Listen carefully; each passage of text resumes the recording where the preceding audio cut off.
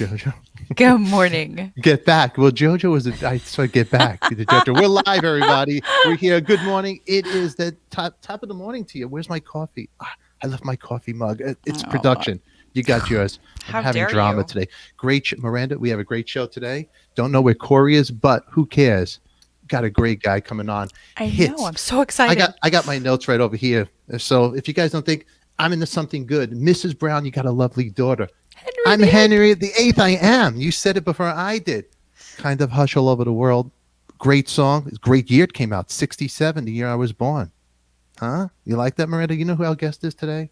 It's Peter Noone. Peter Noone. That's right. Ladies and gentlemen, Peter Noone of Hermits. But sometimes they call him Peter No One. But you know what? Enough of the chit-chat. Let the chaos begin now. It's coffee talk with Adika. Nothing rhymes with that but chicken tikka. We name drop here with Stephen and all his friends.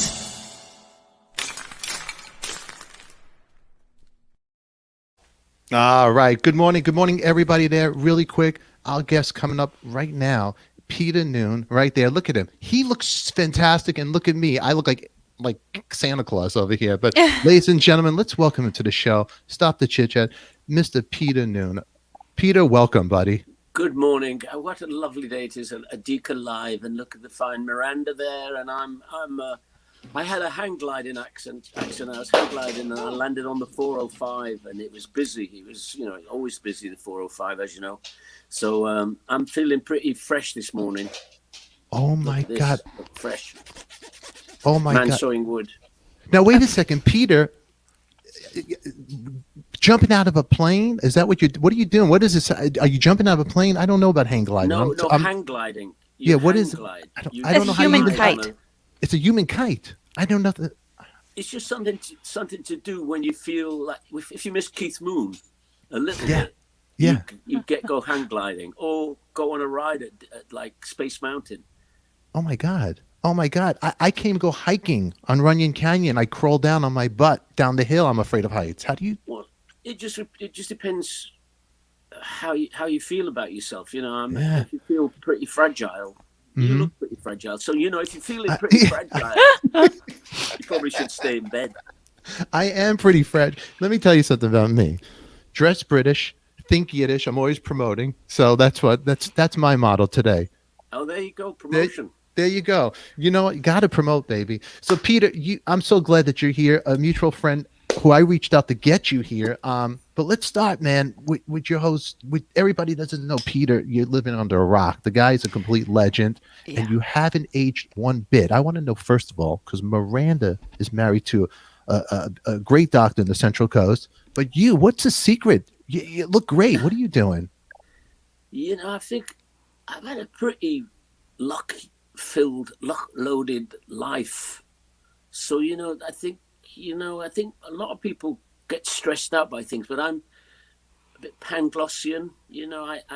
I'm naively optimistic about everything. So, if you're naive, I love people who say things like, I don't know.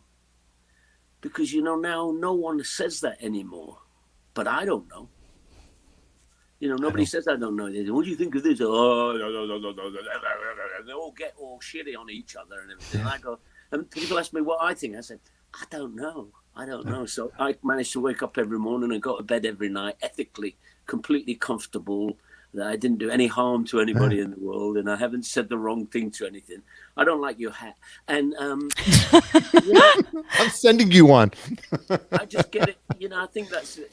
My parents were a little bit like that. My mother was like this fun alcoholic lady and her mother was as well. They hid sherry, which seemed to be the drink. I think sherry over the place. And they were always laughing and singing. I grew up in this house where, I think the heritage was probably Irish, both grandparents. All the grandparents were Irish, if you know what I mean. So we were probably Irish pretending to be English. And, if somebody died or there was a christening or a baptism or a wedding, everyone would go into this room called the parlor. and there were some sad songs and everything, and but there's a lot of great music. My dad played the trombone, and his brother Lawrence played the trumpet, and they were in a band with Huey Gibb, who was the Bee Gees dad. And Oh wow. my Auntie Mary could play Fat Swallow, which was a bit of a, so sometime during the funeral thing, Fat Swallow, my very good friend, the milkman, everyone would laugh. And then you went Irish eyes are smiling and everything, and there was always music. Yeah. And my grandfather was the organ player. Can you play? Yeah, organ player, organist at the church, and he could play with his feet as well. Those big, like what's his name? Felix Cavaliere. He was like an Irish version of Felix Cavaliere. He could play, all those great chords with the feet and everything. Like all those suspensions. And my grandmother was the choir mistress. So there was this sort of musical world that just went around. And oh, by the way, there was no TV. There was no TV, and I know there was like a Monopoly set somewhere that, like, when Uncle Alan or somebody came who was a bit serious, they'd get the Monopoly out and everyone would get a go at that. But the only entertainment was kind of each other, really. We would talk to each other, and but everybody worked in those days. It was a different world, and my parents were at work. They were actually at university, and I lived with my grandparents, and they got up in the morning and they went to work and I went to school. So there was not much, there wasn't any daytime socializing. You'd go to school, and that would be your life until school finished, and then you'd have some friends that you'd see until 6 o'clock, and then you go home, and there was a radio. And I remember there was this big old, I'm sure a lot of people from my will remember this. There was a radio in the kitchen, a big fat old radio with like knobs on the front and really like historical looking. And that was on, and there'd be the news, at 9 o'clock at night, there'd be the news. And at the end of the news, everyone would go to bed. And in the morning you'd get up and that news would be on. And then after the news, they would play music, and BBC had no option. There was only one radio station. And the BBC, you would hear what they played. So you would hear 30 minutes a day of popular music, which would be anything from The Sound of Music to Del Shannon would be popular music. And then there'd be classical music, which would be those pretty pompous English things, a bit of opera, no Elizabeth Schwarzkopf because she dated a Nazi, so there's all that stuff was going on in my world, but it was all about music. And and those were all the things that I brought with me into my world, and they were all, even the sad stuff has happy things about it, because music is this amazing stir up. It stirs up memories and there's a thing, there's like muscle memory. You can remember the feeling of playing that note and your body remembers it, and you go for it and you go for it and you go for it. And so all my life I've had this sort of musical thing, and when I go to work, I relive sometimes the studio. I got this song called "I'm Into Something Good," and I remember when we recorded it, we thought we were pretty cool because we'd been out on the road for a couple of years, so we sort of knew everything. We'd been in fights and won a few and lost a few, and we'd earned enough money to eat, so we were a real band. And we got in the studio in London, and it's quite amazing, really. We did a concert in Berwick upon Tweed, which is the farthest part of England from London that you can get.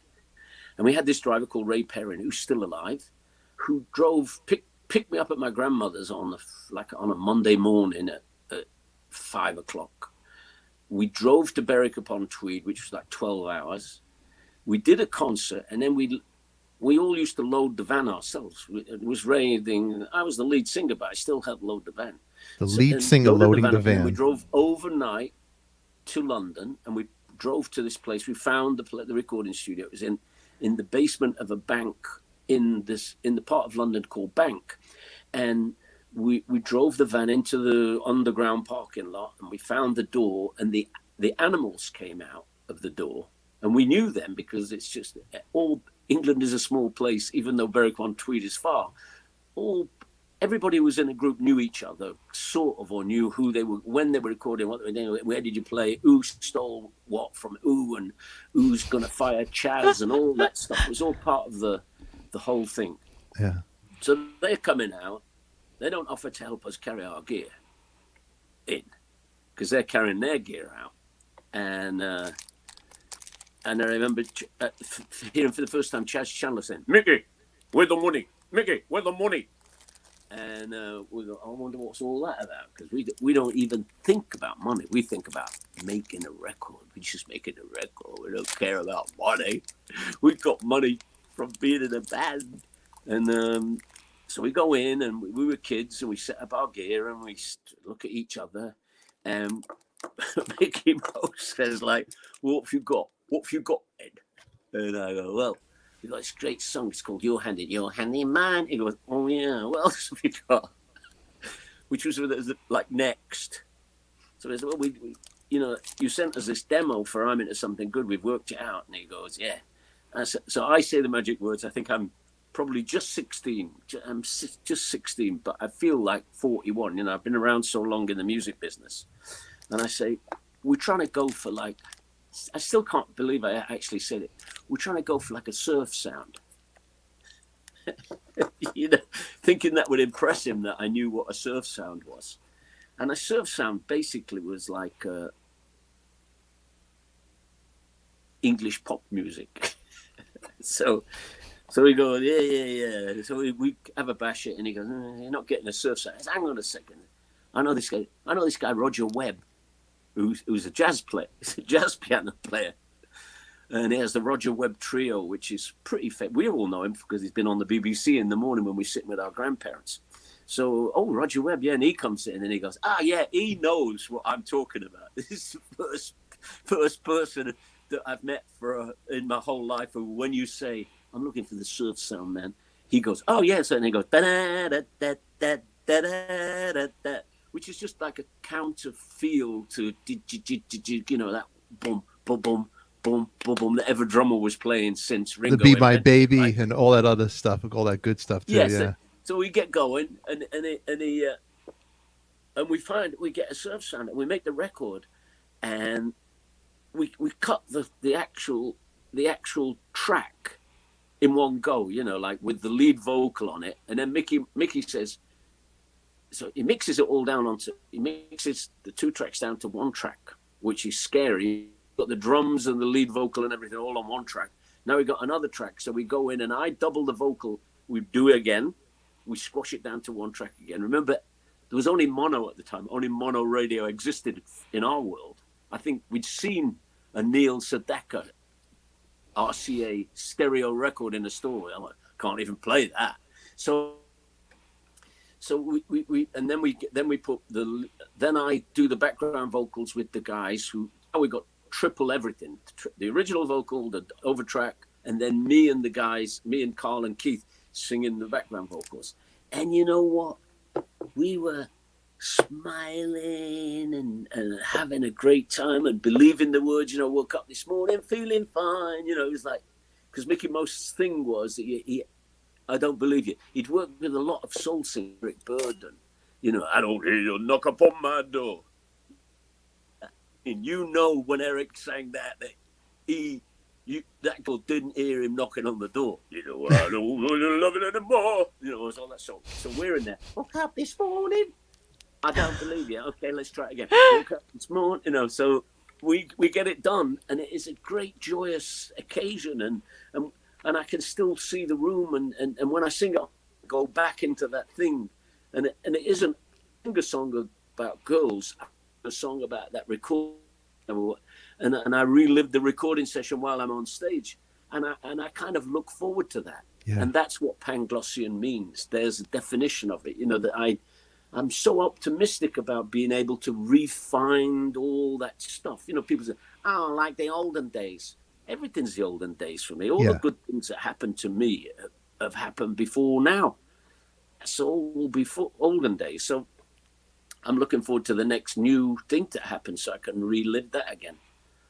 And that's it. I don't know what the question was. You know, I do go off on. I'm sorry, Maria. You just have to listen. You know what? I'm getting lost just listening to you because it's just wonderful hearing your story. So I don't even care what the question is. So you could just cut me off and don't even listen to what I'm saying. Just ramble on. I'm just intrigued by because Henry VIII, Mrs. Brown's got a lovely daughter. You're talking into this, and now when you still sing those songs, what you just said makes sense because I watch clips. Everything is on YouTube too. You could watch old clips of Peter Noone with the Hermits playing to now playing, and it's the same guy. You're not even it's the same guy. You could tell when you're still that guy singing. You know what I mean? That makes sense. You know, somebody once said, you know, like I kind of remember lots of stuff, but I can't remember who said it. But somebody said that sometimes you hear a record on the radio and you can see the person's face when you hear the record. Mm-hmm. I got lots. I mean, if you hear Elvis Presley, you can see Elvis Presley, and hopefully you see him when he was a young man and really happening.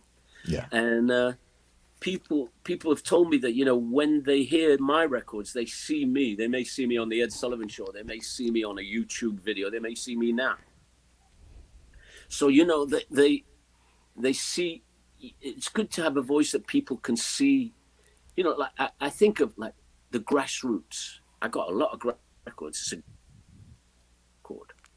Mm-hmm. They're great. Their LP, great. And you don't see a face when you hear the record. I don't. You know, and I know Warren Ettner, who was in the band and all that. I know them, but I don't see his face when I hear the record. And the same there's many groups like that. Luckily in Herman's Hermits, when you hear a Herman's Hermits song, hopefully people see him at the front, you know, doing all that shtick. And I didn't even know it was shtick at the time, you know. I wasn't aware of the word shtick. But we began, we were Pete Novak and the Heartbeats. No, first we were the Cyclones, and in the Cyclones it was a great learning curve because in the Cyclones I was the second lead guitarist. Everybody was copying the Shadows. There was like a lead guitar player, and then there was another lead guitar player who didn't do much, maybe strummed and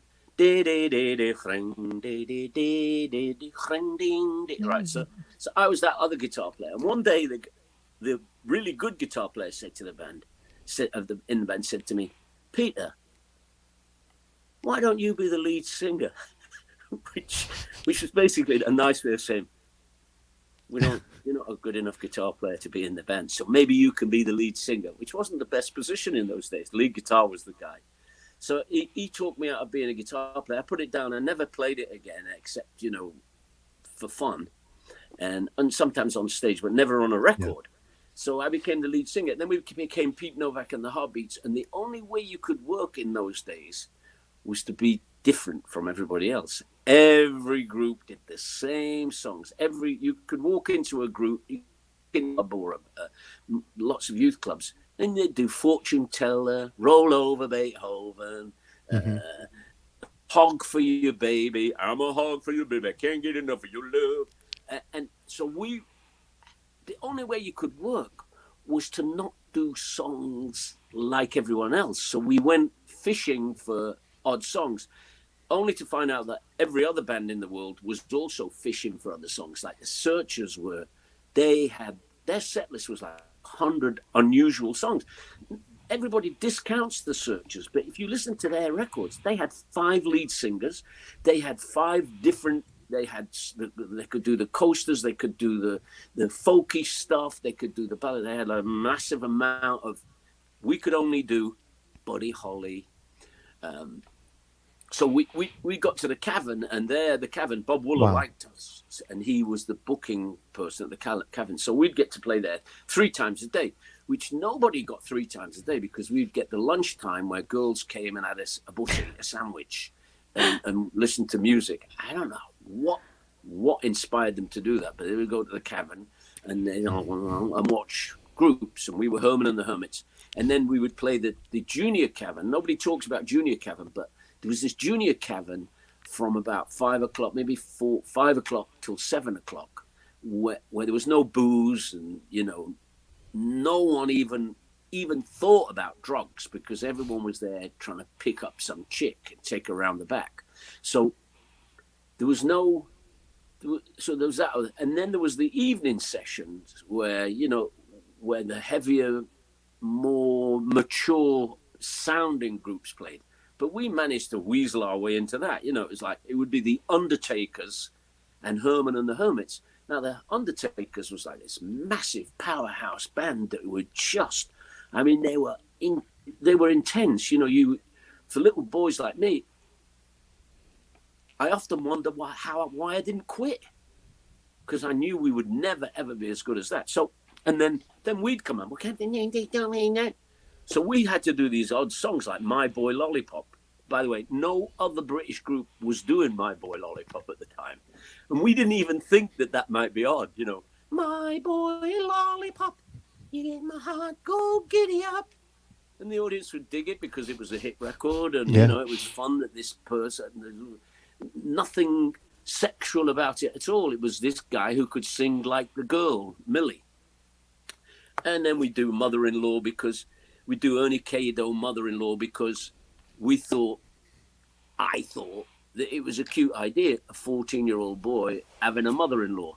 But the audience never thought about the words, And I made up words. I made up the words to suit my version of what a mother-in-law is. So, and we built this sort of, but guess what we got by working? After a couple of years of that, we got a reputation, and people thought, and also that during that period, everybody in the band had a job. Had good jobs and making lots of money doing other things. Made more money than we did in the band, but some of us were smart. And I figured I was in this TV series and I was getting money from it, and I thought, if I buy a really posh van, people will think we're much better than we are, and let's get like matching Vox amplifiers. We can use my dad's credit. I know how to sign his name. We can go to Barrett's in Manchester, and I even know Adrian Barrett there, and he'll say, take this home and let your dad sign it, and we'll go and we'll take exactly the right amount of time that it would take for me to go home and say, Dad, please sign this thing. And we'd hang out in the Wimpy Bar across the street looking at all that, and then we'd go back and get the credit. And at the time it was a death wish, really, because if I had ever been found out by my dad that I'd signed up for like £1,000 worth of credit, he would definitely have thrown me out the window. It was only the second floor, but still, he would have thrown me out the window. And there was there's a lot of stuff that happened during that period that gave us what we needed, which was a reputation. They said, they're nice boys. We were always known as, they're nice lads. They show up on time. They're clean, and all those things. Sort of like Biden said about Obama. Oh, he's very clean, and and that was Herman's Hermits. We didn't know that would make us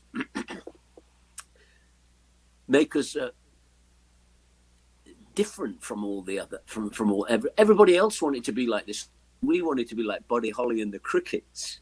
We'd sort of picked the wrong way to go, and there were these bands who were more bluesy, and I remember we'd do some blues songs because we didn't really know that they were blues songs. We did I Went Down to St. James Infirmary, which is a real blues song. To see my baby's there, and I would sing it as Herman, because I would make that song mine, and I tell the story as if I went down to St. James Infirmary. So we weren't doing blues songs. We didn't have a bluesy kind of outfit. We were more suits and ties and, does your mother know you're out kind of boys. And it turned into something that was really playable. And at some point of the thing, this is a bit of a confession here, until Herman's Hermits made it, I didn't own one record by an English person. I knew that they were copycats, and I go, there's nothing original here. later on, I discovered Cliff Richard when I was 50 years old. Absolutely. And I realized that all his songs are part of my life. So, and I was in the songs in my world, but I didn't buy the records. I only bought American records. So when we were on stage, what happened was, because I was only buying American records, sometimes when I'd sing them, I'd do my really cockamamie American accent, which is really, John Wayne. It's the only American accent I can do, or Carrie, Judy, just not really good American accent. So I decided at some part of the thing that I would do these songs, but I'd be me in the songs. I'd be me in the songs, not this American person. And it was kind of a weird thing, because as I became me in the songs, Herman is Peter Noone is Herman. I got songs like Mrs. Brown, You've Got a Lovely Daughter, and I sang it to Mrs. Brown as me. And it was kind of a first thing, and everyone, what the bloody hell's he doing? And I would just get into it. It was kind of a bit, this sounds pompous, but it was a bit Stanislavski-esque. I found my way to get into the song, because with the realization that all my life I'd been in the songs with my screenplay. When I heard Up on the Roof, I'd never been up on the roof. I'd never been to New York. How do I know what it's like on a roof, under the boardwalk? What's a boardwalk? So I'd created the scene for myself all my life on every song. When I'm the kind of guy who likes to walk around, I'm going, Dion, yeah. When Dion sang that, he was walking around Manchester and it was raining. What was your vision in your head? When you were doing the covers of the American music? Because I love the doo-wop, I love the Drifters, all that great stuff. What was the vision when you were singing this? What were you thinking? You were not thinking New York. You were thinking just England. Exactly. I rewrote the scene that it was taking place in. Wow. Like Mother-in-Law. That's Ernie K. Doe. The worst person I know. Mother. I had to invent a mother-in-law, and she was a woman who lived down the street whose daughter I fancied. And I thought, so I would go, well, if I got married to her, if she'd ever even if she'd even get in my car, then I would sing to her mother. You'd open up the door, sing to the mother-in-law. Yeah, I knew nothing about America. All I knew about America was what I'd seen in movies, and we all imagined, English people, that a bit of West Side Story was going on in America. You know what I mean? And it's like I would buy these records, like I was a big Jackie Wilson fan, a big Sam Cooke fan, and I had no idea how their lives were, because I'd never been to America. So I imagined everything to be different. And it was quite, I was talking about it this morning, actually, because my daughter has a radio show on Sirius XM on Sundays. And what channel? She asked me questions about the music and how it relates. And we got talking about Little Anthony and the Imperials. And you know what? Little Anthony Imperials, they taught me everything I know about America. They were the first people I met in America, because we were put on a bus, 42 people on a bus, and it was Little Anthony Imperials, I Can See an Eternity, I Can't. And I hung out with them because they were boys. They were boys who'd been suddenly had a hit record and thrown into the real world. And they were, Clarence and Henry, they were very kind to us. They showed us, like, we found out a lot of stuff that we would never have known. I mean, what's Jelly Roll? You know what I mean? You don't want to know what Jelly Roll is, but if you're 15, 16 years old, you can do that and live.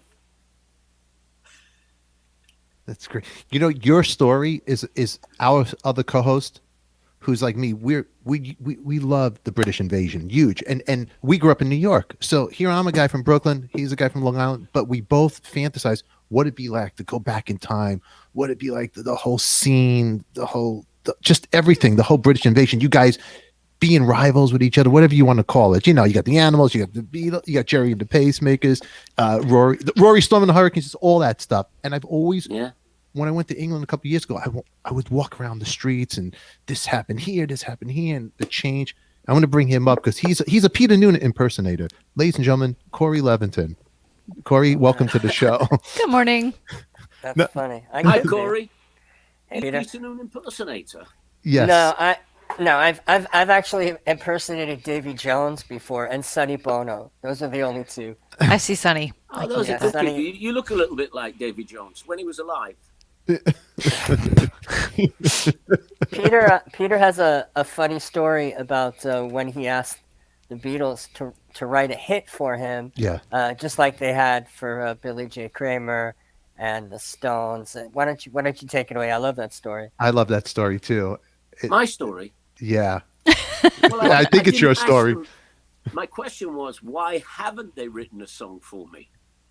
When even the bloody Marmalade got to do a Beatles song, oh bloody, oh bloody, that would have been better by Herman's Hermits. So all along I'm wondering why they didn't write a song for me. And then one day I see it was before 24 track, there were little 4-track boxes. I've got one somewhere, a little 4-track box with for Noone written on it. And I got all excited, but then I found out that it was for no one. It was for that's great. You were at Abbey, and if I'm correct, you were at Abbey Road Studios, which is the legendary studio, Abbey Road. And is that correct, Peter? Yeah, it's good reminiscences because Abbey Road Studio. I was there so much, and I saw them so often, and they were so mean to me. There was this amazing thing about in the British invasion. There was this enormous camaraderie. It does not exist in any of them. Maybe at CBGB's in New York for 7 minutes, there was camaraderie. But in England, there was this enormous amount of camaraderie. It might be that all our dads and everything had been soldiers or something, or plumbers. So it was like a union of people. We were like a trade union, and we were all musicians, and we looked out for each other. And we all knew what everyone was doing, even when they were doing things wrong. And so there was this amazing camaraderie. And Abbey Road, I got loads of Abbey Road stories. My favorite one was I used to go in, I have the track sheets, and I got I know people who can go and find stuff that is useful for me. So they went and they got the booking sheet for Abbey Road for years and years and years, and they took pictures of them. It's like sort of like Korean spying, and there's one great one which it's like one is Herman's Hermits, and then it's Paul McCartney, but it isn't Paul McCartney. He's doing Mary Hopkin, and I went in the studio, and it's John Lennon and the other, but it isn't John Lennon. Elephant's Memory, and then the other one, this guy called Edgar Braun, and you look at the track sheet and you can remember the day. And I was this kid who I had no fear of, I was always afraid, but I didn't, I showed fear by being cheeky chappy, hey, what's going on? I'll get this round, all that stuff. So I come through the door and there's John Lennon and I go, what do you say? He's like this famous guy. I've seen him hundreds of times, but I never know what to say, hello. So he just looks at you. My name was Hermit. He never called me anything. Hello, Hermit. And I go, so what are you lads doing? And he goes, recording. I thought he was going to go, oh, we're recording. I've written 2 new songs. No, just recording. So he was always like that. He was a fun guy with me. I liked him because he could take the camaraderie was just. He only tolerated me, and I was pretty intolerable because I was in a band. I was another musician on his way to. He bought me a drink once. We went to the Ad Lib, and he had this preposterous Rolls Royce with flowers and psychedelic. And I loved, as you probably know, I love to take the piss out of people. And so I said, oh, that's nice and inconspicuous. The Beatles. That's hiding from the public. They're not going, oh, they're going in shops like, he drives up in this psychedelic Rolls Royce. So on another time, so he kind of like appreciated the fact that somebody other than the press said something schneid to him. So I knew Terry Doran, who was his driver from Liverpool. I knew him from, you don't know how you know people, but you just always knew. So I knew Terry Doran. And Terry Doran, I see Terry Doran walking into this club called the Ad Lib, and it's got a doorway and a lift that goes second, third floor. I don't know. I didn't push the button. So I see Terry Doran getting out this car and walking, and then so I by accidentally exactly the same time as them. So now, even though I'm not old enough to get in this place by about 4 years, you know what I mean? Not allowed in because I'm with a Beatle. Nobody questions it. I'm not even with him. I'm just standing next to it with Terry Doran. I'll tell you. Aww. That's a great picture of them. We get in and I'm not with them, but everybody thinks I'm with them. So they take us to the booth, to sit there, and the music's really loud, and I'm just standing there not knowing what to do. And John Lennon says, "Last one to sit down is an egg." And I don't even know what that means, but I sat down because I knew I wasn't an egg. So I sat down there, and I don't know what to do. I've never been in a nightclub like this. It's more posh than I've ever been in my life. And a waitress comes over, and she looks at me. When I'm 17, I looked, 11. And I dressed 11 as well. I had everything that 11-year-old boys wore on. So she looks at me and she goes, she doesn't want to say, "Are you 18 or are you 21 or whatever it is?" So she looks at me and she goes, "There's a 2-drink minimum," meaning you probably can't afford to drink in here. There's a 2-drink minimum. So from nowhere, John says, "I'll have 2 Bacardis and he'll have 2 Cokes." And she brings the 2 Bacardis and gives them to him, and the 2 Cokes to me all. And John switches the drinks over, and we cheers. Now we're drinking, friends. Never discuss music with anyone. Never, huh? From the Beatles, just never. I think he liked, he was sort of a free man. All the other Beatles were dating these models and doctors' daughters and actresses and posh.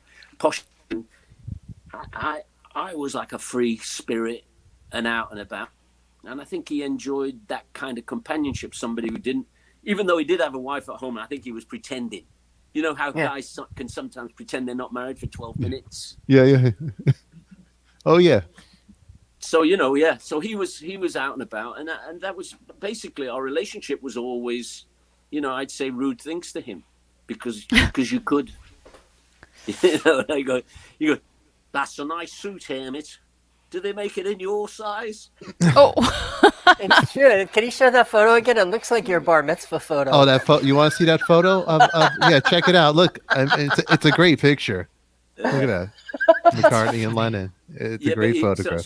So when he said that there's a nice suit, do they make it in your size? I go, yeah, and our tailor, meaning the groups, our tailor can make collars. Oh. Which was a great comeback line, and I should have probably, in retrospect, if he said, "That's a great suit, Hermit. Do they make it in your size?" I should have said, "Probably." That would have been funny. That is funny. Not Now, did you guys ever, since you're in Abbey Road, did you ever jam together with Lennon? Did you ever? No, I never jammed with anybody. Never, Me and nobody. Burden were pals, and he used to say, "You never jam." No, I don't. That wasn't your thing, right? The jam? I don't jam. I jam at home when I've got a guitar, but I don't like to jam in front of the public because I think that probably 99% of my stuff is Shinola. Yeah. And if you're jamming, you get caught. I've had a couple of jams with Tom Jones who jams on a sixpence. You say, "How's your voice, Tom?" Oh, really? Wherever you go. Oh, that's fabulous. So I once did a Jerry Lee Lewis song with him because we are both Jerry Lee Lewis's biggest fans in the world. Yeah. Tom and I changed places, but Tom in like the 60s, we were staying in the City Square in New York, and Tom shows up at the hotel with a copy of a record from Jerry Lee Lewis called Herman the Hermit. Jerry recorded a song called Herman the Hermit, and so he's very jealous. And so I went and I said, and Tom, last time I saw him, I finished the story. So I went to see Jerry Lee Lewis, and I got on stage and sang Herman the Hermit with Jerry Lee Lewis in Saratoga in Florida. And you know what? Neither of us knew the words. But he didn't know the words. That was just one of the songs he didn't know the words to. But me and Tom sometimes do, some Jerry Lee Lewis at parties and things like that. So that's the only jamming I do. And then I get up and I sing I'm Into Something. See, everybody thinks that all I ever recorded was I'm Into Something Good and There's a Kind of Hush, which would have been a good start. But I continued. You continued. Kind of a Hush is another great little story over there, because you did that in 67, but then you have a Carpenter story that you were showing the chords. What's the story on that? Yeah, can you believe? That's crazy. So we did the show in Germany, and by then I'd done this. I'd got a solo single which had David Bowie playing piano on it, and it was the reason David Bowie played piano on it is because we wanted to record the song, and he was the only person who could play it because it was in F sharp. I don't know if one of David's very few idiosyncrasies was that he would only play the black notes on the piano, and so it was in F sharp because it plays really well in F sharp. So he was on the record. So when it came to doing it live, it was really, really tough to play. Especially for me, because I'm not really a piano player, but neither was David Bowie. So I'm learning how to play it and everything, and we've got to do it live on this German show. So I'm doing "Oh You Pretty Thing," and then I do a bit of "There's a Kind of Hush," and while I'm doing "There's a Kind of Hush" with the Hermits, it's very easy to play on the piano. "There's a Kind of Hush," but Richard Carpenter says, "Ooh, the piano's out of tune." I go, "Who are you?" No, it's not. It's bloody Germany. They would never have something out of tune. Never. This piano is like the most expensive piano that I've ever touched. And it's like, and he sits down there and he goes, "What's that?" And I say, "Yeah, look," and I'm playing "There's a Kind of," "What's that?" I said, "Well, it's our new single. Look, there's a kind of," and they go, "Oh, what's that called?" "Oh, yeah, well, it's weird, you see, because it goes from C to E major." And "Oh, yeah, see," and we forget about the piano being out of tune. But the piano is out of tune for the track, because we're in A440 and the German piano is in A444, and he's such a great music. He's got concert pitch. I've just got constant pitch, and he could tell that the piano was out of tune. Bit of a genius and a lovely guy. And instantly, because he was in a band, we accepted whatever he had. I used to hang out with Jack Bruce, who was, this Jack Bruce was always around. He was, ever since I began in the business, Jack Bruce was always around. He was in this band, he was in this van, he was see, the vans on the M1, when they built the M1, the vans with the most lipstick on them and names and everything on them, they were the most famous bands. But what we realized as we started getting lipstick to put on our vans was it was just the bands who'd been around the longest that had got, they'd only got one a day maybe. They didn't get 400 a night like we were thinking. So we'd see, and Jack remembers that, Herman's Hermits had this very sort of nice boy image. So we'd unscrewed the legs off my mother's coffee table. There was 4 legs. I'm going to try and demonstrate the 4 legs screwed on the bottom of this table, like that. And we decided that so nobody could beat us up, we would put one of these legs up the sleeve of our jackets when we would stop for petrol or, a cup of tea and a dirty old biscuit on the because they were all in a place called transport cafes, and there was no camaraderie between transport cafe truck drivers and girly boys like Herman's Hermits. I mean, I often say, you know, we would walk in there with the tight trousers, the Cuban heel boots, and the ruffled shirts and the hair down to here. I wanted to beat myself up out. It was so disgraceful. So we would go in there and we had to and Jack saw us taking care of business one night, and it was me. I was always, people think I'm small, but I was bigger than everybody because English people are short. So I was a bit bigger than everyone else. And I was explaining to this other guy who was in our band at the time, I think he was Norman. Norman. You have to hit them. You have to hit them quick. You can't wait around because if they get that, it's called a dobber. If they get that dobber, they will hit you with it. And then they'll hit me with it. So you hit him first. Jack's who's these people? Who do they think they are? They're going to get killed. So he tells this story. So I'm in the Cromwellian Club in London. Ginger Baker. I don't know how I got in there. I'm 16. I'm in this nightclub, which is a gentleman's kind of nightclub. It's got a croupier and the whole thing, and it's a gambling place. But I think all pop stars suddenly had moved up a level and were accepted by lords and ladies. So I'm in this place, and I said, could I put £2 on the middle 12, please? And Ginger Baker comes in my face like this.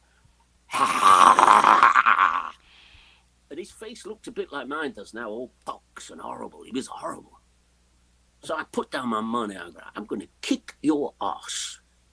I'm going to sorry. And Jack goes, Peter. No. Yeah, I'm going to kiss you. I'm going to kick his ass. I'm going to beat the shit out of him. He goes, no, Peter, he'll kill you.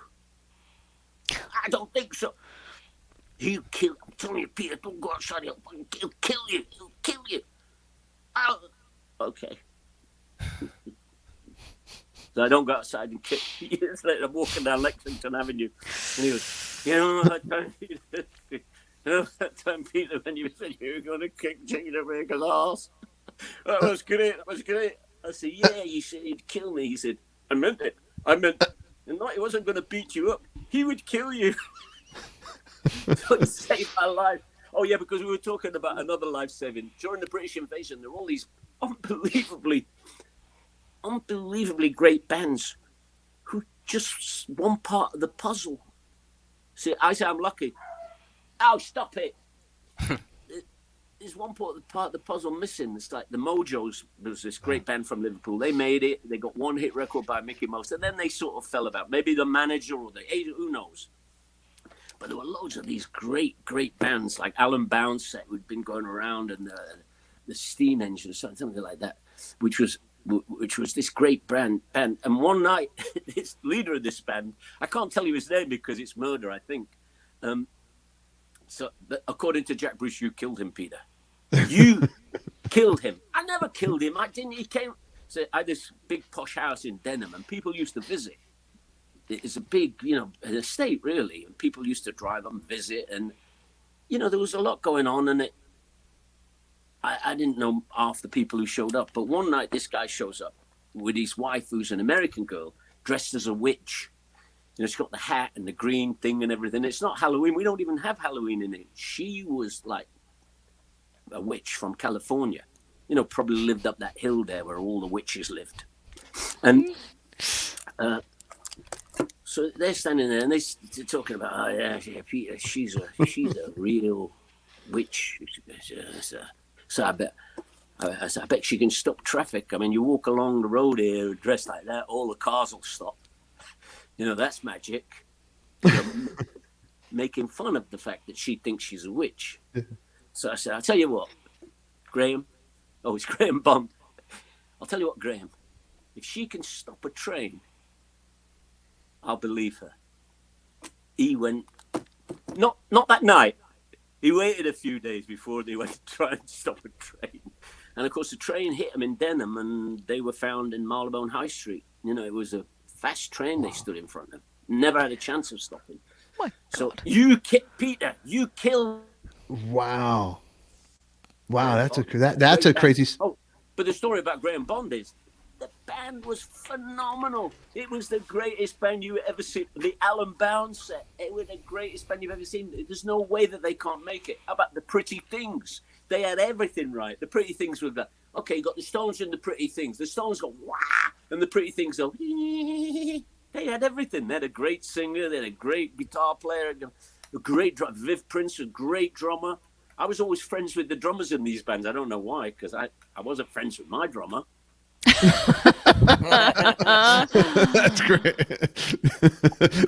Speaking of other drummers, and any great band, The Who, and there's a great photograph that I took off of your site over here because you guys got to check it out. Look at this picture of Peter right there in the side over there, looking at The Who. When we speak of drummers, you got Keith Moon. But look at the picture. Do you guys see Peter right back on the side of the stage? Hey, was that the High Numbers? Or no, that's were the they, Who. That was We they were the Who, brought them yeah. on a tour. Okay. We loved them. We were good friends with them. We loved the Who.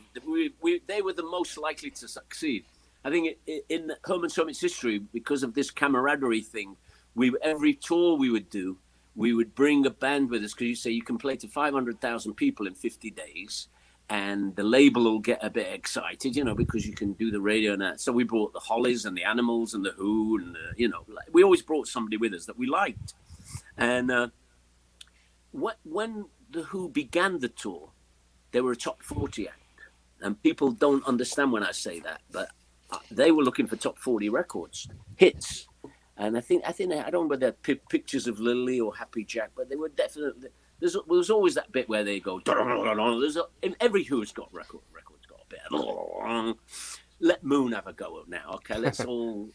So they came on the tour, and it was very odd because they would do Barbara Ann, the Beach Boys record, the Beach Boys record version of the record, ba ba ba, which Keith Moon would sing. I think that's what he's singing there that we came to look at.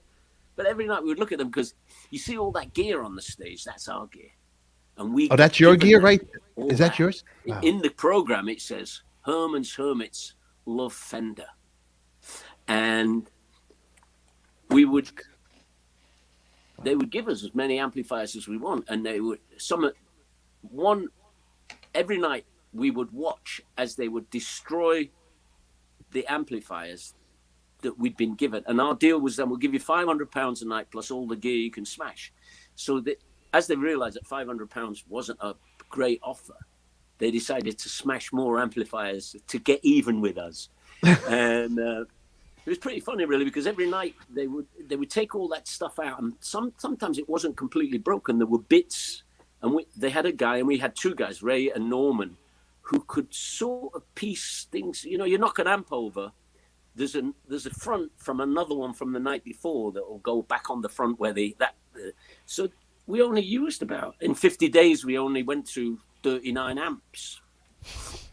It's funny if you a lot of cymbals. If you saved any of those completely smashed amps, they would fetch like 50 grand each now. This was from one night in 65. This is from 67, and they would totally.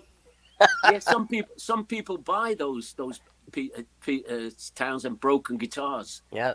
And I rudely said, to somebody, they had one in their office, this big posh office in New York, and I saw the guitar, and they said, "That's Pete Townsend's guitar." I said, "That's nice. That's the closest you're ever going to get to being in a band."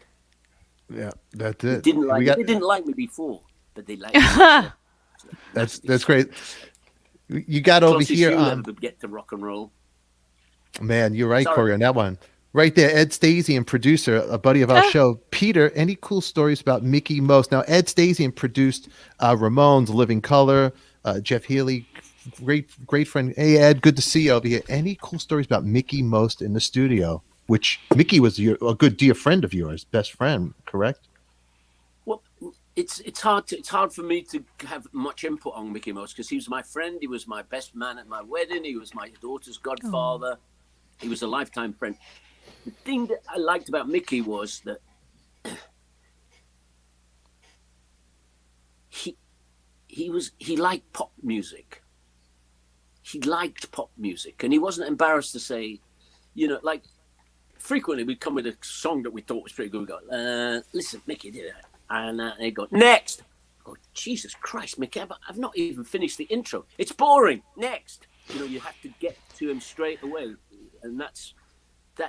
We made records for the radio. Mickey most never thought about selling a record. The trick was to get it on the radio because, as you all know, if you've got a record and it doesn't get on the radio, only your mum's going to know about it, and your friends want a free copy. So he knew that. He'd had a career, a bit of thing. And when I was about, I talked to his son Calvin a lot about it because I've got very, very good memories of Mickey. And once I went to, he was living at his father-in-law's house. You know, in your career, sometimes you're not so sometimes you're not doing so well. So we're at Mickey Most's father-in-law's house. Mr. Fusco, his name was, Italian guy from Africa, South Africa. So we sit in there and we start talking about the Everly Brothers, and Mickey Most fancied himself, without me knowing it, to be another version of Phil Everly, but he didn't have a Don. Do you know what I mean? So he was half of the Everly Brothers. So he was kind of stuck with that. So we're talking about the Everly Brothers because I know everything about the Everly Brothers because I'm a bigger fan of them than him. And I know even who played on the records and nonsense like that. It seemed at the time like nonsense, but now is all relevant. And I go, and he goes, well, you know, me and Chris, which is his wife, we used to do a show in Africa where we'd ride around on a motorcycle with a guitar and we'd show up and we'd acoustically play Everly Brothers songs and make money. We made money. So I said, oh, what do you... He said, oh, we did Walk Right Back, and we did it, and we did Devoted to You. And him and his missus sat there. I'm back in the room right now. They sat there in those rooms. I'll never hurt you. I'll never lie. I'll never be untrue. And I was, that's Mickey, that's it. Whatever it is, that's it. Do you know what I mean? Devoted to You. He sang it to his wife, looking at her face, and they sang the words to each other. Through the years, our love will grow like a river. That's it, Mickey. That's it. How do we record stuff like that? So in the studio, he would often say, I don't believe you. Most of the time, visually, Mickey would show up. He didn't say hello or anything. He'd just come in like producer. He's the producer. He sits in there. But he wasn't an engineer, you see, and he wasn't really a producer. He was more like a director. If it was in the movie business, they wouldn't have called him producer. Producer's the person who gets the money and all that. Mm-hmm. So he was the director, and he'd come and he'd have his cigarettes, the ones that killed him. He'd have his cigarettes and this gold Colibri lighter, which having one of those meant you're a big shot, man. You are a big shot. You've got a Colibri lighter? Oh my God. And he had the American cigarettes, the Colibri, and he'd put his feet up and he'd go like, what have you got? And you'd give him a shot and he'd go, I don't believe any of that. I don't believe it at all. So, and it came to the point where he was often right not to believe it because we'd throw stuff away, and in retrospect, we had huge balls to even take it to the studio. Yeah. But now it came to the bit where I leave. I'm from Manchester. My parents don't live in Manchester. What happened? My parents, it's not divorce or anything. My parents managed to get back into the war had broken up their education. So they go to university, and me and my sister move in with my grandmother. My grandmother lives in Manchester. Now my parents live in Edinburgh, Cambridge, and sometimes in Liverpool. So they're living in Liverpool. My band's in Manchester, and all my jobs are in Manchester. I have a job selling old programs at Old Trafford Football Ground, newspapers, window cleaning with Alan Wrigley, the bass player. We're doing everything to make money to feed this band. So as soon as I make it, I don't know if you know much about grandmothers, but living with your grandmother, there's good things and bad things. The good thing is they're usually deaf, and at 9 o'clock they're always asleep. So you can sneak birds in there, and you can have the drummer do a drum solo at 2 a.m. in the morning, and they don't wake up and come down and say, "What the bloody hell's going on? What's going on down here?" So we could have parties in their house, but then it came to the point where I thought, all the real action is in London. That's where the Beatles buy their shoes. That's where Elvis Presley would visit if he came to England, and that's where. So I get this horrible little flat in a Muse house, Muse up above an old stable, which is now somebody's got a car parked in there, and I live in London. So, but now I'm available for anything that's going on, and I do mean anything.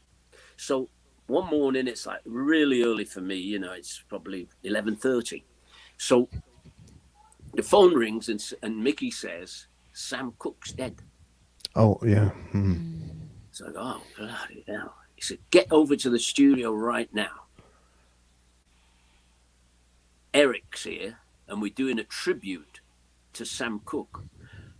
It's 11:30 in the morning. I'm not that fresh at 11:30. I'm not even fresh now, and I've been up for 3 hours. But 11:30 in the morning, I'm not fresh. But I think I go out and I get in a taxi and I go there, and there's Eric Burden doing "Bring It On Home to Me" with Chaz Chandler doing the worst Lou Rawls sounding "yes." Yeah. What's that? So that's the tribute to Sam Cooke. Where's my money? Mickey, where's my money? So I go. So, "Hey Mickey, I should do Cupid because I can. That noise on the record. That I can do that. I learned. I don't know if there's what mushrooms had been around, but me thinking that doing a oh, leave us alone, please. We're doing an interview. So just wait it out. It's okay. It's okay. It's funny. It's an old people's home calling me, Casa Dorinda. I'm not ready yet. I'm not ready. 11 more years on the road. It really is Casa Dorinda. Very cool. So, sorry, you just listen to it. So we get into this. No message. Landlines still exist. I love it. Peter's old school. So I go, "I can do the sound." He said, "Hey," you go, Peter, don't know much about history. What does that sound like? Is that Wonderful World? Yeah. Don't know much about trigonometry. I go, yeah, that's Sam Cooke, Wonderful World. Who does that sound like?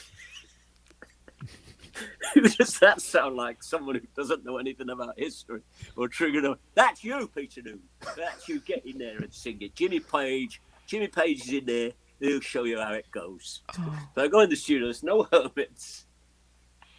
And now I've got Jimmy Page and Bobby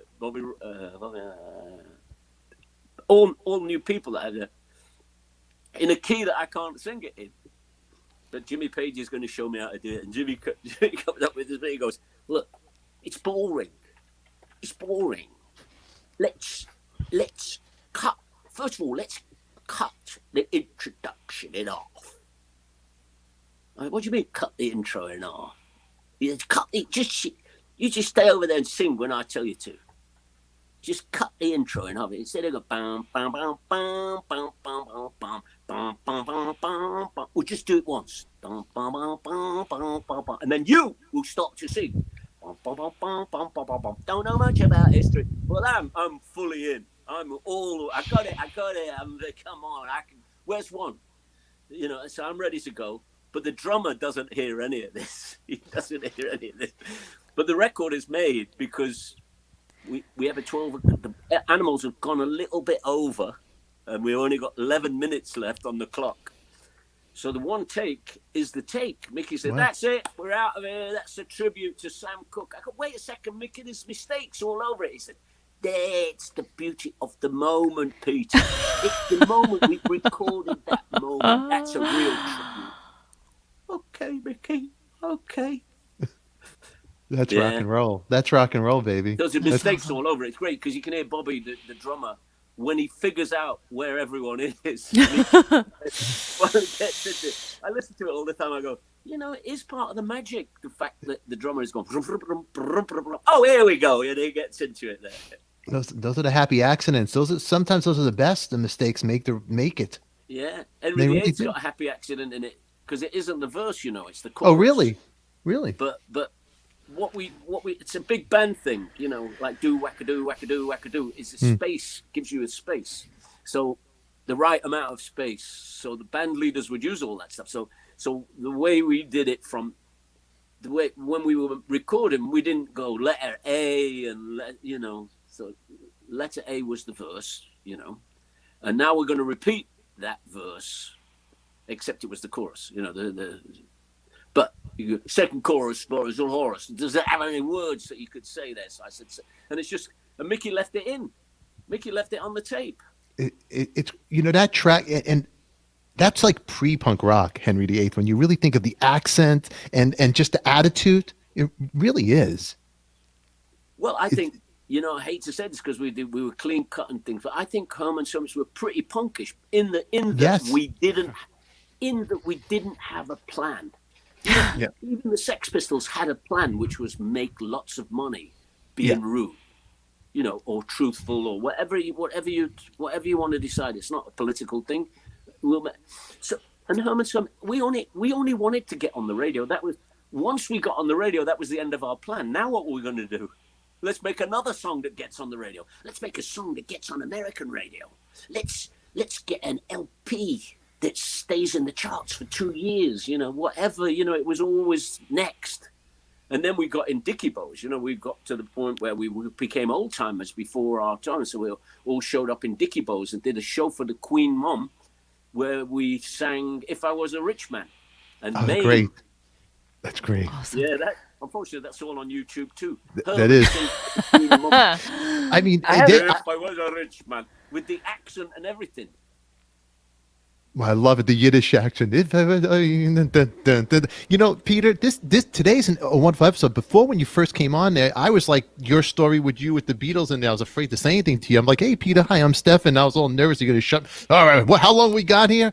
And I know you're a busy man. I don't want to keep up all your time, but I want to just ask you 105 more questions before we get out of here. Totally.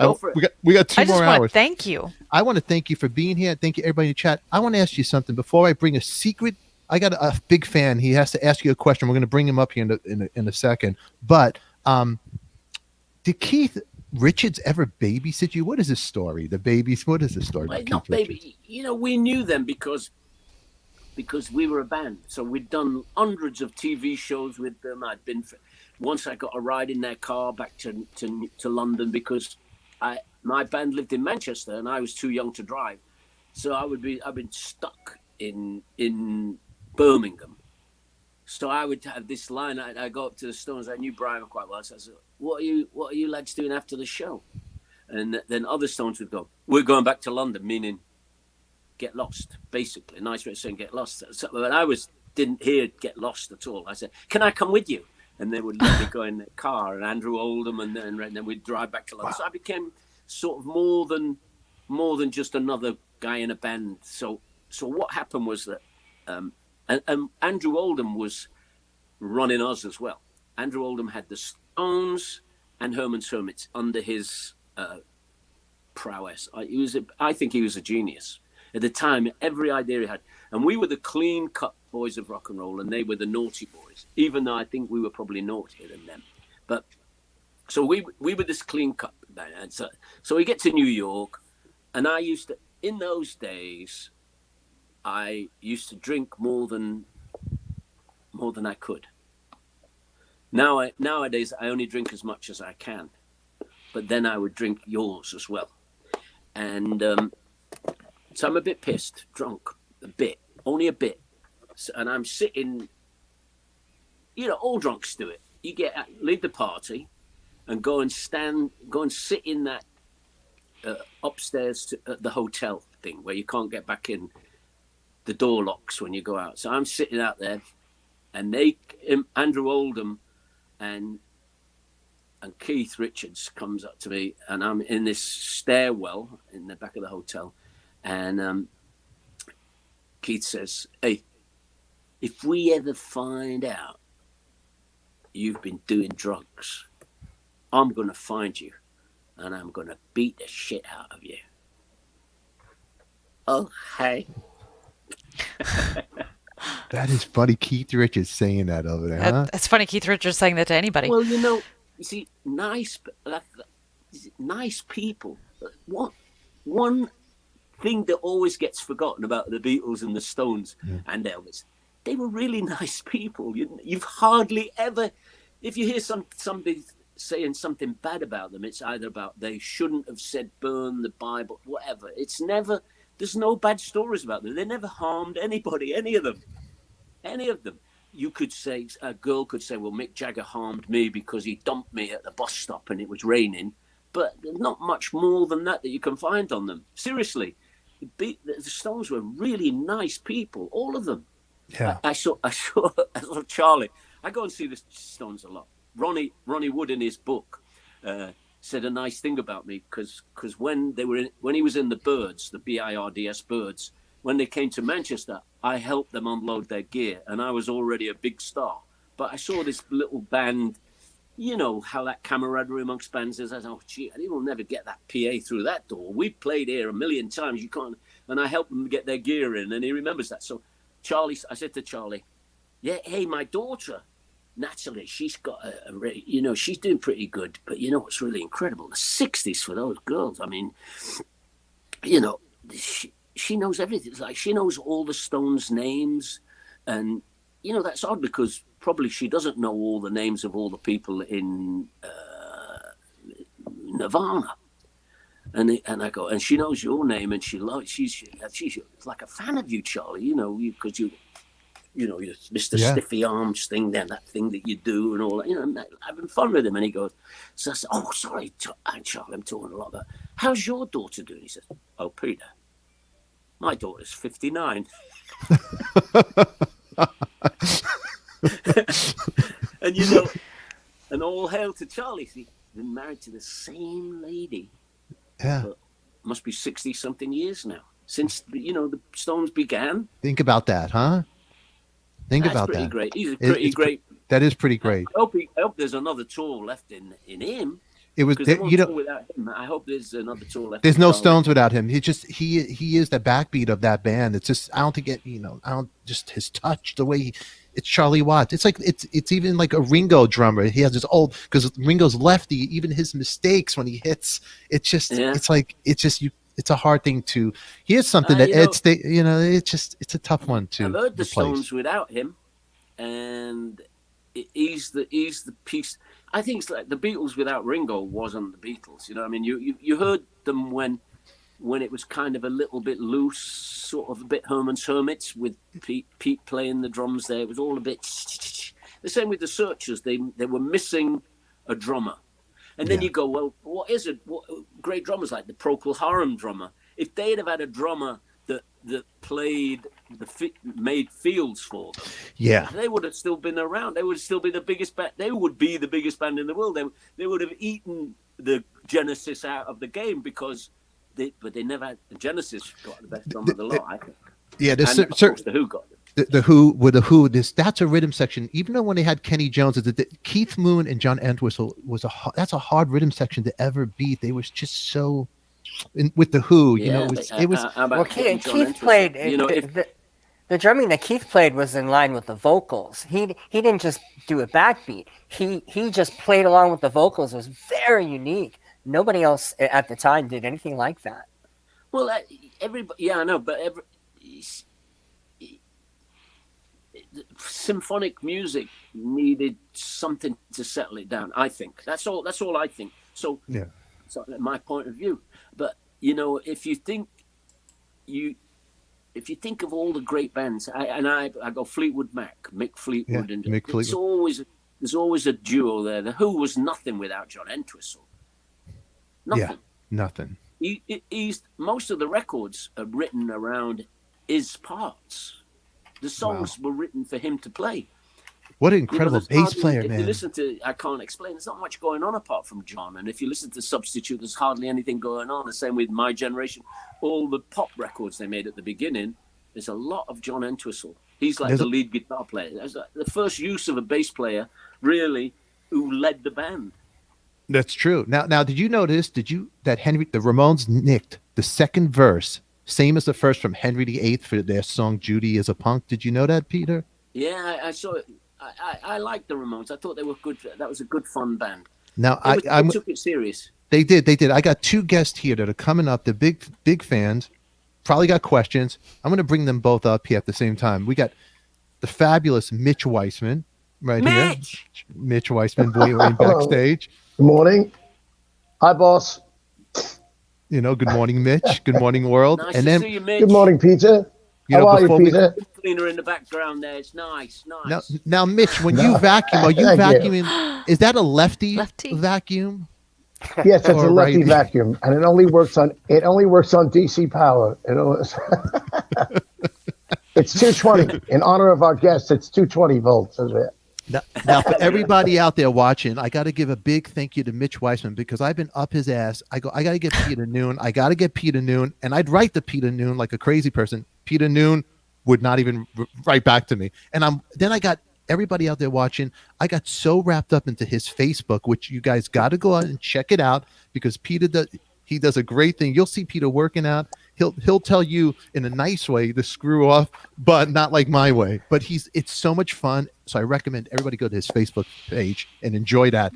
But Mitch was a hermit, You were a hermit, yes Mitch. He was a good hermit. Yes, we had a lot of laughs.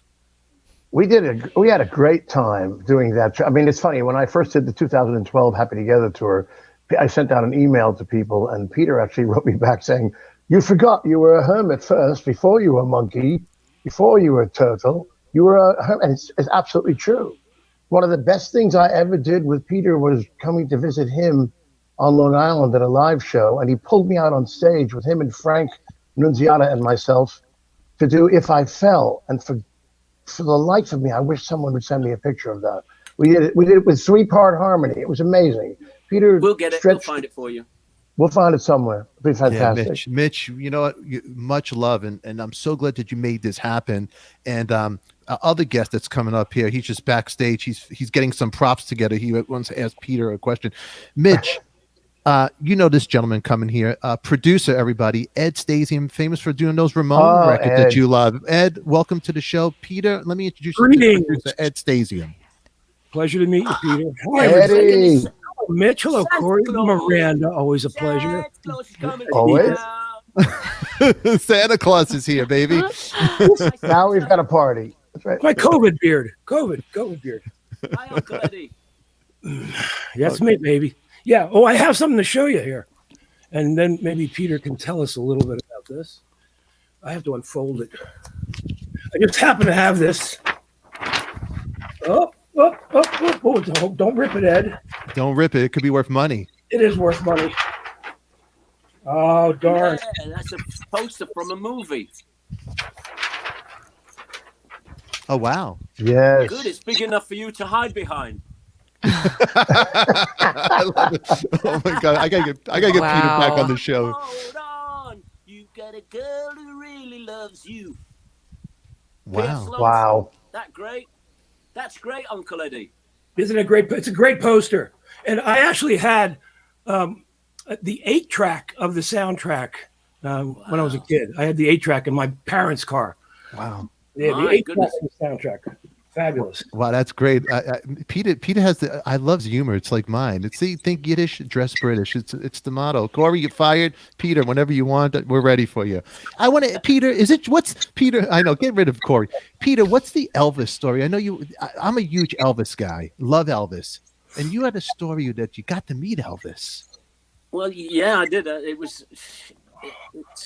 actually got to interview him. What happened when we were in Hawaii in the middle of a tour? And it's funny, in the newspaper, years later, you discover this stuff. I didn't even know. It must be nice. Probably 60 years ago. I don't know. But so it says Herman from Herman's Hermits meeting his all-time idol, Elvis Presley. Herman is in Herman's Hermits, who are on a 360-day world tour. Jeez. And on one of those days off, which was there were only 5, we met. Me and Barry Whitwam stayed up all night so that we could go to meet Elvis before he started shooting his movie at 6 a.m. I don't know if you've ever been in a band, but 6 a.m. is probably when you get home sometimes.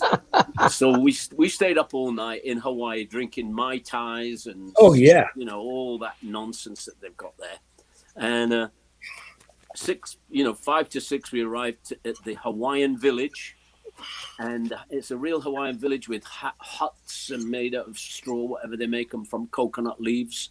And we are punked by Elvis Presley. So we go into it was in the hut in there. We go in this hut, and there's this guy lying face down, completely, it looks like he's been out with Keith Moon, dancing, flat. And it is Elvis. And oh God, and we don't know what to do, but we're now in there. What do we do?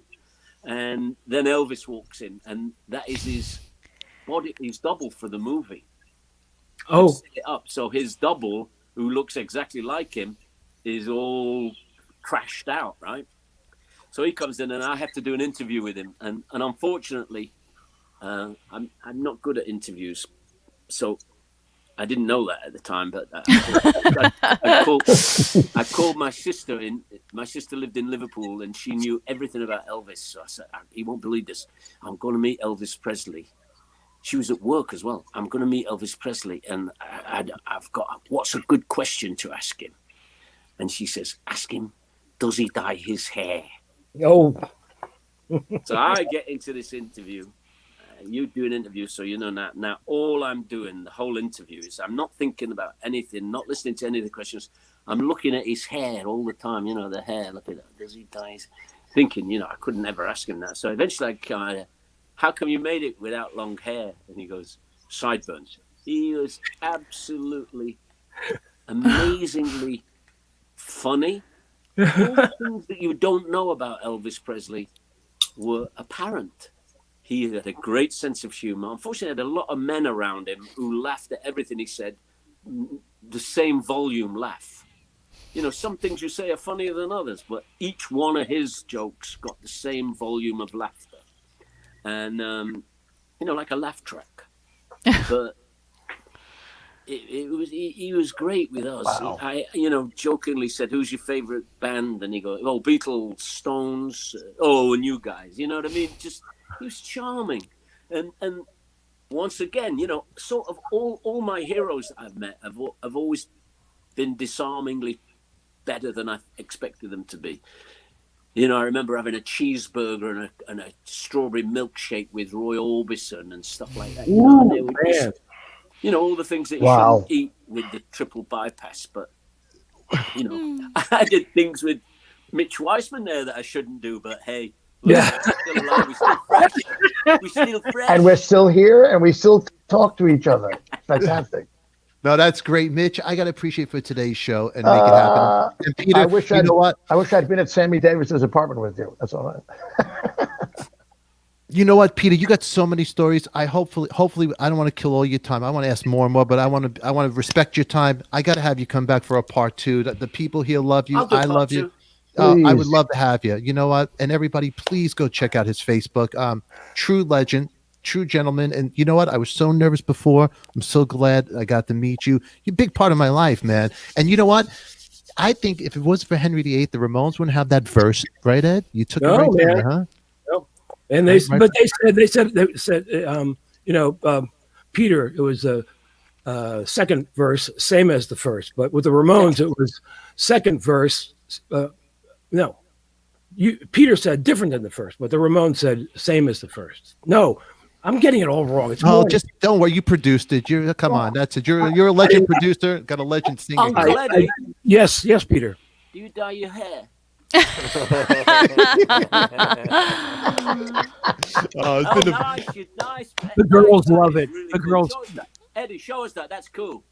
He's look at Nice. yeah. Let's show there you go. Very nice. Very nice. The chicks nice. dig it, man. The chicks dig it. The I'm chicks telling dig it. You know you. what? It's the girls from Manic Panic, Christian Tish and Snooky. Tish and Snooky on St. Mark's Place. They had the Yeah, store. yeah. Now they're worldwide, but it's a Manic Panic, Tish and Snooky, and it's called Atomic Turquoise. Yeah, we didn't even touch about the theater that Pete. What I call that is something the drummer has to look at. You know what? That's like Mickey Dolenz. Mickey Dolenz on those Monkeys tours. That's right. Yeah. That's true. That's true. God, there's so much to go for a part 2. I want to talk about Peter Noone's later on. We'll talk about a Casablanca, his time on that. That's a rare one. You know, we have a vinyl show.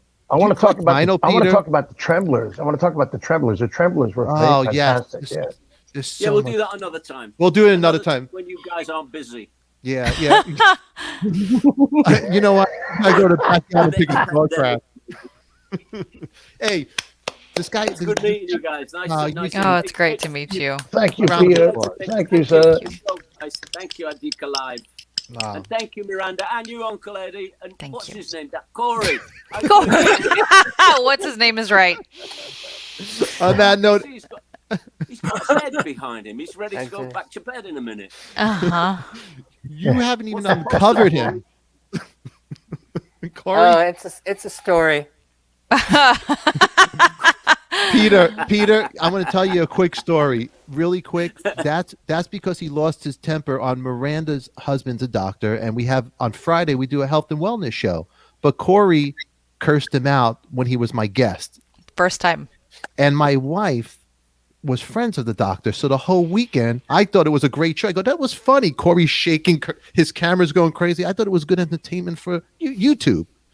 It wasn't good entertainment for my marriage. My wife was so mad at me. But long story short, they became regulars on the show. I had to find a way to kiss everybody's ass. But anyway, Legends. legends. But on that note, we're a wacky bunch. Peter, you are a legend. Thank you for your time. Thank We're you. blessed Thank to you. have you. Thanks for having me on the Much show. love to you. Take care. Much Thank love. you, Peter. Everybody out there Love to watching, we Marielle. will see you later. Everybody, See you later. subscribe, click, See you later. and See you, share. See you, Mitch. Bye, everybody. Cheers. It's coffee talk with Adika. Nothing rhymes with that but chicken tikka. We name drop here. With Stefan and all his friends.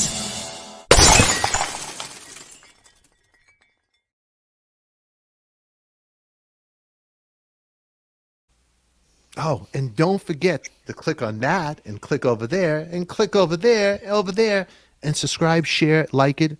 Tell a friend. It's a good time. We love you. Have a good day.